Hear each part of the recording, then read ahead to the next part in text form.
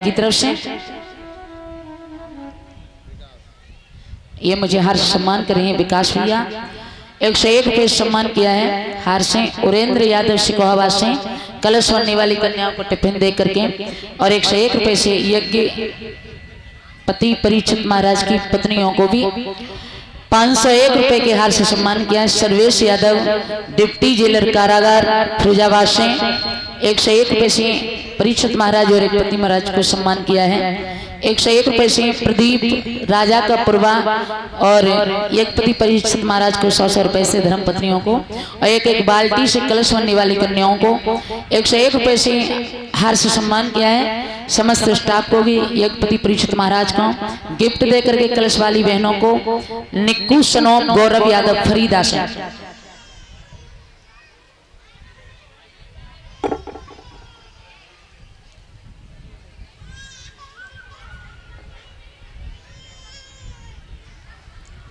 और ये हार से सम्मान किया है वंश फिरोजाबाद से, और सभी कलश बनने वाली कन्याओं को 10-10 रुपए से।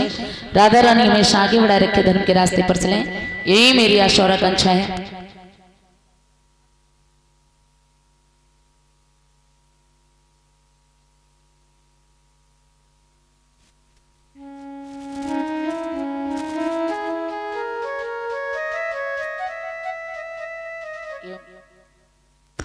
ये मुझे हार सम्मान कर रहे हैं अंकित भैया, इनकी तरफ से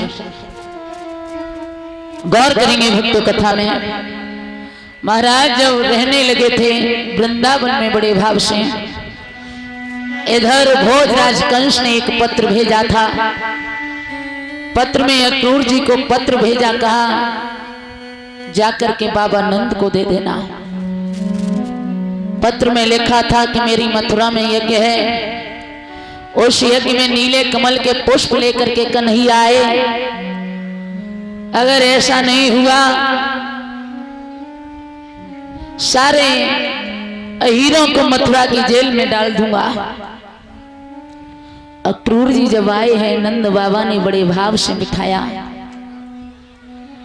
भोजन कराया, फिर पूछने लगे अक्रूर जी कैसे आना हुआ। अक्रूर जी ने एक बात कही है, मुझे भोजराज कंस ने भेजा है। समझ गए कि किसी अच्छे के लिए नहीं भेजा होगा। पूछने लगे क्यों भेजा है। पत्र लिया और निकाल करके दिया। पत्र में लिखा था कि मेरी मथुरा में यज्ञ है, यज्ञ में सभी कृष्ण और बलराम को आना है। ऐसा नहीं हुआ तो बहुत बुरा होगा।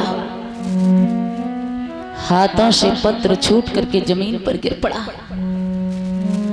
यशोदा मैया ने देखा कि ऐसा क्या लिखा था पत्र में जो मेरे बाबा पढ़ नहीं पाए। दौड़ करके आई, पूछने लगी बाबा पत्र में क्या लिखा था। बाबा के नेत्रों से आंसू बहने लगे,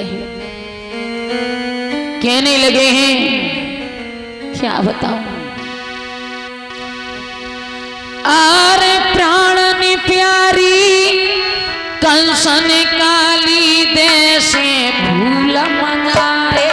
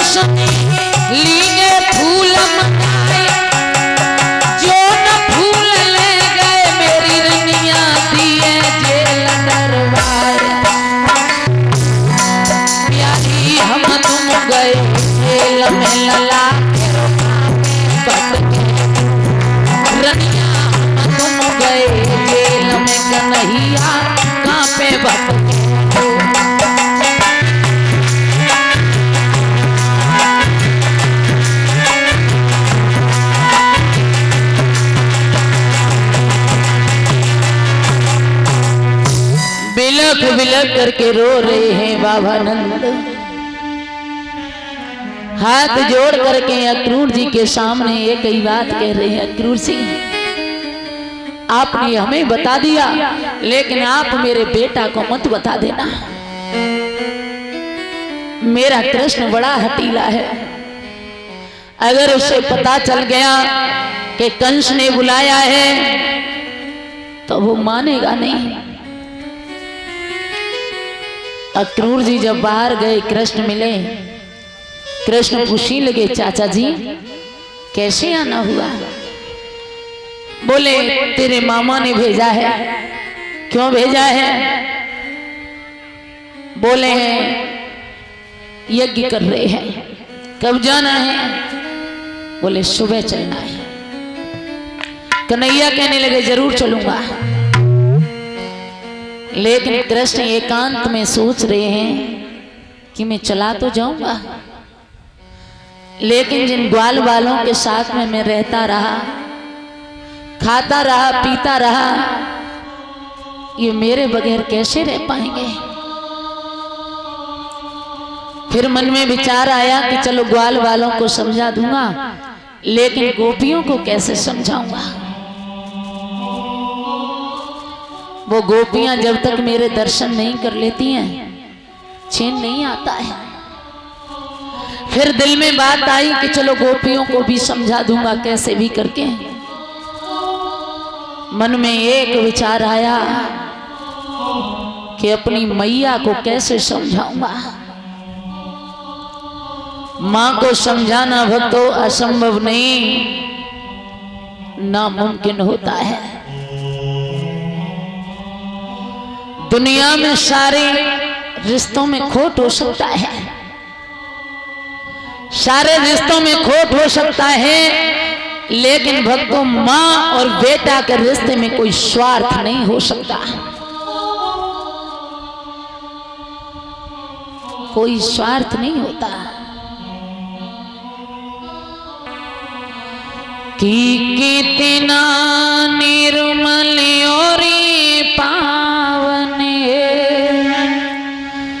जिया मां बेटे का नाता। कृष्ण सोच रहे हैं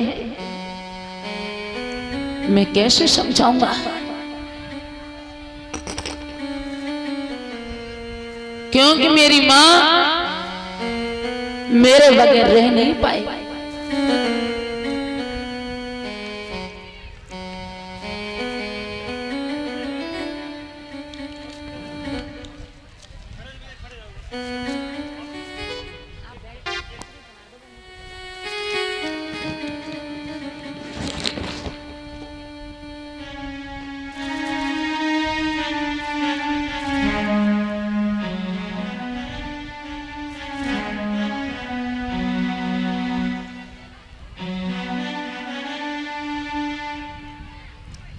कृष्ण सोच रहे हैं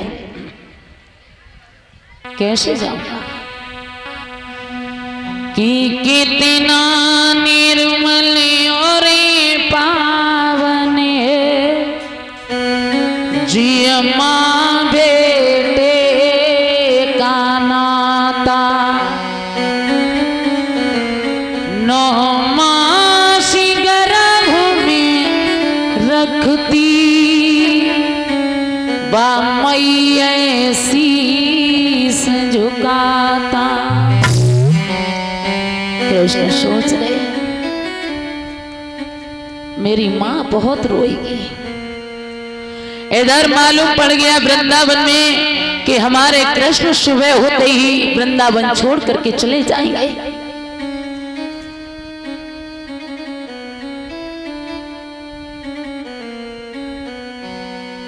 गोपियां एकत्रित होकर के आधी रात्रि का समय है, बाबा नंद के दरवाजे पर आ गई। उनमें से एक गोपी की रोने की आवाज निकल गई, तो मैया अंदर पड़ी सो रही है। मैया को पता नहीं कि क्या होने वाला है। रोने की आवाज कानों में पड़ी।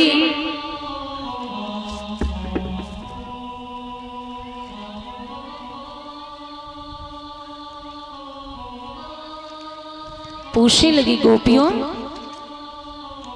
अरे क्या हुआ, इतनी रात्रि में आप रो क्यों रही हो?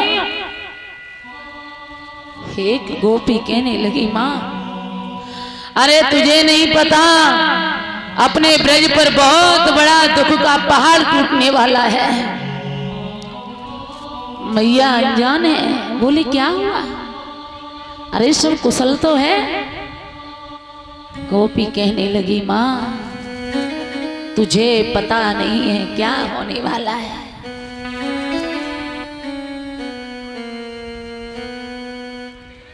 कि श्याम सकारे जाएंगे, मैया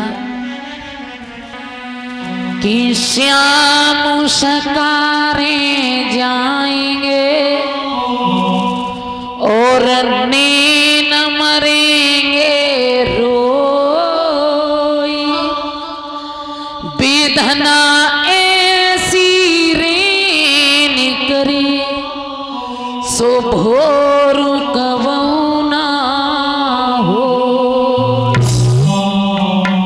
गोपी कह रही है, माँ अरे सुबह होते ही श्याम चला जाएगा, हम इसलिए रो रही है प्रभु, कभी सुबह ना हो तो मेरा श्याम चला जाए। मैया कहने लगी, गोपियों क्या पागल हो गई हो? अरे वो मेरा है, और एक बेटा अपनी माँ को छोड़ करके जा नहीं सकता। एक गोपी कहने लगी, मैया तेरा होता तो नहीं जाता, वो तेरा नहीं है। माँ कि कोयल के सुत का गाने पाले और हंसी हंसी कंठ लगाए, और बड़े भये जब उड़ने लागे तो कुल अपने को तायरी मैया रोवे मती। कोयल का बच्चा जब छोटा होता है ना, कौए के घोंसले में रख जाता है, कौआ उसे अपना बेटा समझ करके पालता है। जब बड़ा हो जाता है तो उड़ जाता है, कौआ हाथ मलता रह जाता है। कि देवकी को लाला जसोदा ने पालो और हंसी हंसी गले लगाओ, जिय बड़ो भव जब समझन लागो तो कुल अपने को धावरी मैया रोइए मती। मारो ना। मैया कहने लगी, गोपियों दिमाग खराब तो नहीं हो गया तुम्हारा? भला मेरा कृष्ण मुझे छोड़ करके कभी नहीं जा सकता। और भक्तों ये माँ को पूरा विश्वास होता है कि मेरी औलाद मुझे छोड़ करके कभी नहीं जा सकती। कृष्ण आए, कन्हैया ने झुक करके पैरों को छुआ तो मैया ने अधबर से उठा लिया, सीने से लगा लिया। कृष्ण, ये गोपियां क्या बक रही हैं, क्या कह रही हैं कि तू मुझे छोड़ करके जा रहा है? कहाँ जा रहा है लाला? कृष्ण कहने लगे, मथुरा। माँ कहने लगी, पागल है, तू मेरा है बेटा। ये लोग कहा करते थे कि तू मेरा नहीं है, तू देवकी का है, तू देवकी का है, लेकिन मेरा दिल नहीं मानता था कि तू देवकी का है। लेकिन कृष्ण आज मुझे एहसास हो रहा है कि तू देवकी का है। लाला, जब तू छोटा था ना तो तेरा हाथ मैंने एक महात्मा को दिखाया था। महात्मा ने एक बात कही थी, मैया तेरा लाला बड़े है कि बहुत बड़ो राजा बनेगा। लेकिन मैं ये नहीं जानती थी कि जब तू राजा बनेगा तो मुझे छोड़ करके चला जाएगा। बेटा, जब मैया से कोई गलती है गई और एक बात बोली है, माँ बेटा हमें भी साथ लेता जा, अरे मत वाले सन्यासी, हमें भी साथ लेता जा, अरे मत वाले सन्यासी।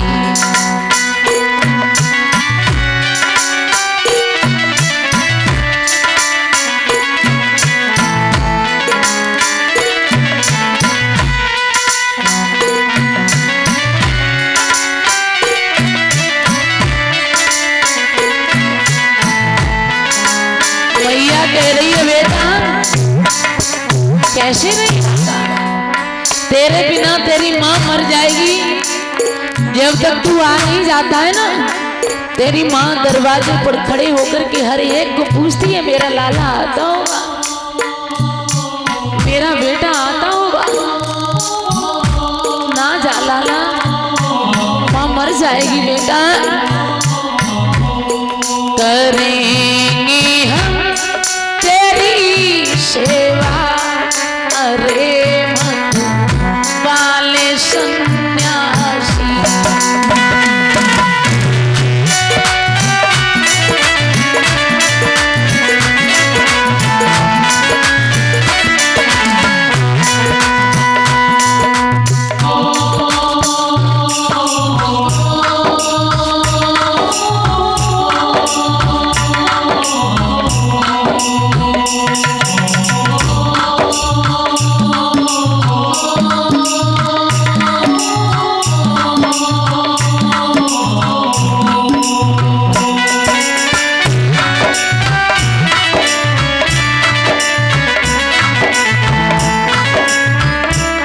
मैया रो रही है लाला, नहीं जी सकती हूँ। तेरे पाँव पड़ूं मत जा, जोगी पाँव पड़ूं मत जा, हे मत जा मत जा।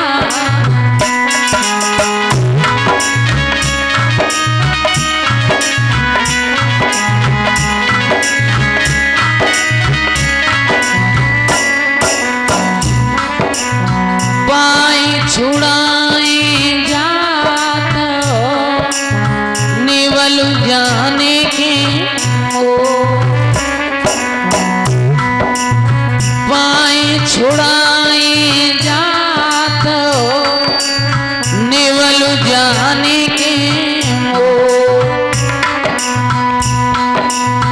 हृदय से कढ़ जाओगे तब जानूंगी तो, तेरे पाँव पड़ूं मत जा, जोगी पाँव पड़ूं मत जा मत जा मत जा।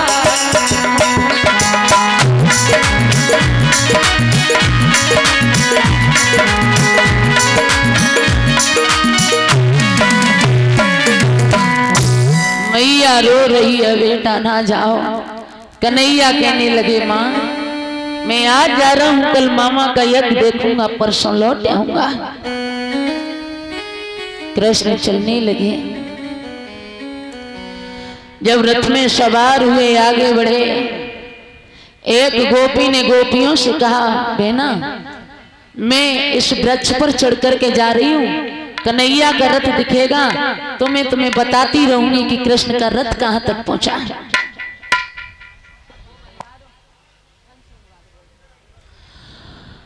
जैसे ही गोपी वृक्ष पर चढ़ी भक्तों तो गोपी को चक्कर सा आने लगा। गोपी ने समझा कहीं ऐसा न हो जो कन्हैया के विरह में मेरे प्राण चले जाएं। तो गोपी ब्रज के कागाओं से एक निवेदन कर रही है, ब्रज के कागाओं अगर मैं मर भी जाऊं ना तो एक बात का ध्यान रखना, कागा जियतन खाइयो और चुंगी चुंगी खइयो।